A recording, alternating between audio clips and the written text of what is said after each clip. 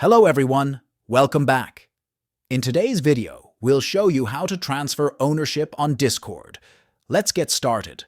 First, open the Discord app or visit the Discord website on your PC and make sure you are logged in to your account. Now, go to the server for which you want to transfer ownership to another member. Ensure you are the primary owner of the server.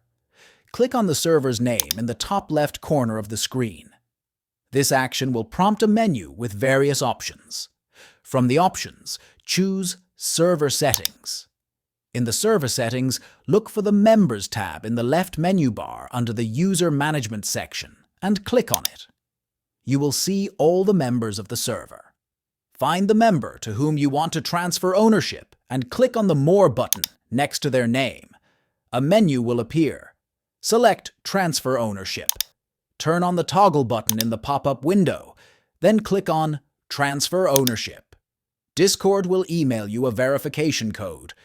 Enter the code and click on Transfer Ownership.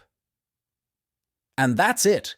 You have successfully transferred the ownership of your Discord server.